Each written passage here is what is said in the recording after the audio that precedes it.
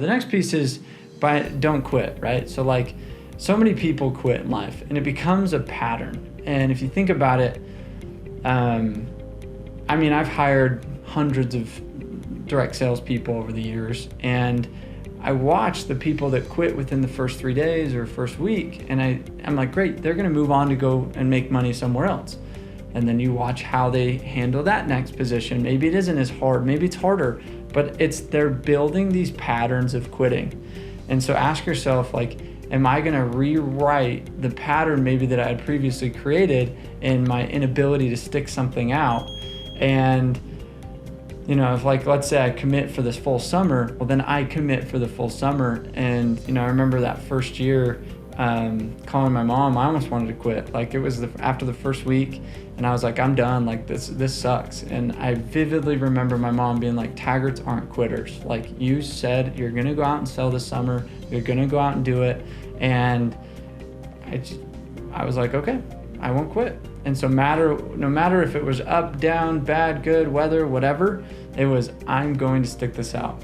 And it's just how I was raised. And so Napoleon Hill in Think and Grow Rich talked about 3 feet from gold, this kind of 3 feet from gold analogy, where it comes from the young man during the gold rush. After mining away at Colorado gold mine for many months, he finally quit. He sold all of his machinery equipment to the junk man. He's like, I've been mining and mining and mining and I haven't struck gold.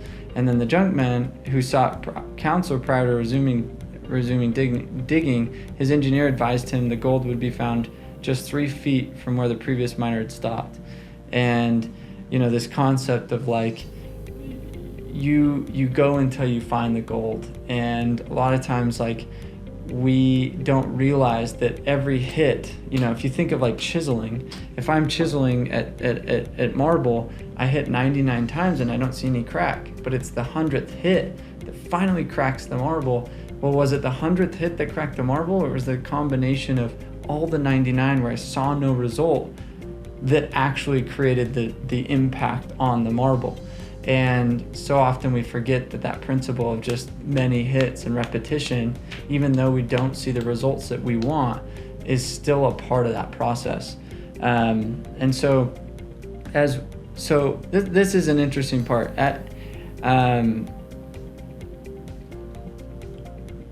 Let's talk about abandonment. And I'm going to tread lightly with this, but I'm going to share something that may be a little vulnerable for me. So often people fear like letting us down, right? So it's like, oh, I don't want to let you down, or we fear other people letting us down. So it goes both ways, right? So employees quitting, to relationships crumbling, to parents separating, to, you know, you're counting on somebody to do a specific job, and then you're like, oh wow, you let me down. Or me, I don't want to let my dad down because he expects the world of me. And so we get trapped in opportunities and relationships and fear of hurting others. It's like, man, this relationship has really a bad energy because it's actually encompassed through fear. And what happens is we kind of live misaligned and living incarcerated because of this fear mentality of letting people down, or fear of getting into a relationship and then being let down. So a lot of people, they're afraid of commitment because they're like, well, my last relationship didn't work well, or my last employee didn't work well, so why would I even try again? And that's a huge stymie for true development.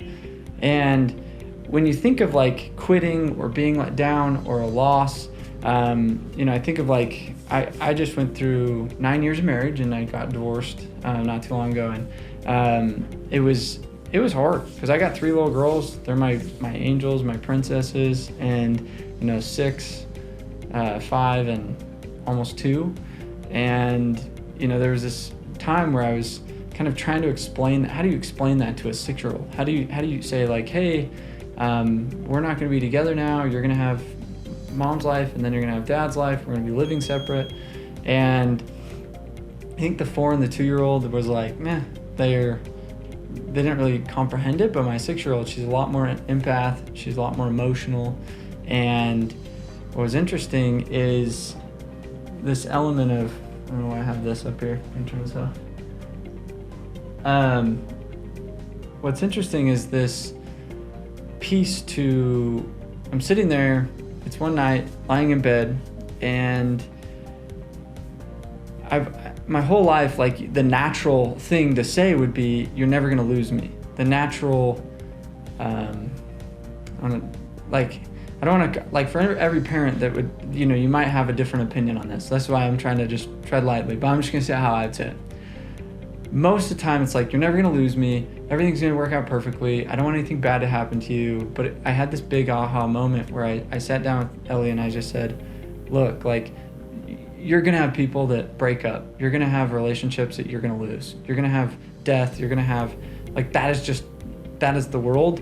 And for me to try to coddle you and tell you that everything's gonna be perfect and you're never gonna have anybody leave you is wrong. And I kind of, like, felt like it would bring her more turmoil through life, not understanding this principle. So I just said, there's gonna be a time where I'm probably gonna leave you, and you're gonna leave me. You're gonna go to college, and you're gonna go get a boyfriend and not care about me in high school, and you're gonna be like, I don't want to have anything to do with you, and I'm gonna feel like you left me.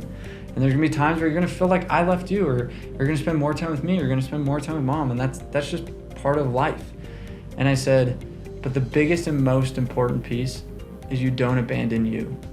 And out of everybody that you have relationships with, and out of everybody that you everything that you learn and deal with, if you have a practice of never abandoning yourself, never renegotiating with what you're committed to, never jumping out of alignment and leaving your truth and your true self, that's how you really achieve greatness and fulfillment in life. And I don't know how well she comprehended it, but it's something that I want to instill in my kids as they grow up, is just saying, like, hey, true accomplishment and achievement comes through the ability of never abandoning yourself. And we can rely on others, we can count on others, we can trust in others, but if we can't do that with ourselves, that's where life becomes almost a living hell. And there's Theodore Millen said, one response to feeling abandoned is to abandon yourself. So, like, if we are always feeling like people are abandoning us, there's probably an element of we just don't trust and abandon ourselves. And so I'd invite you, if you're listening to this, to ask yourself, like, how often have you subconsciously created a pattern or a habit where you abandon yourself and you don't even, like, you say a goal. So here's a perfect example. I watch so many people are like, I'm gonna sell 300 this year. I'm gonna make $1 million. I'm gonna buy this car. And they end up abandoning their own true goals, or they're saying false goals. They're just blabbering out things that want to appease to the people they're telling them to. But they don't truly embody those goals. So when I truly embody, like, hey, this is my vision, this is what I'm going to accomplish, and this is what I'm seeking to achieve,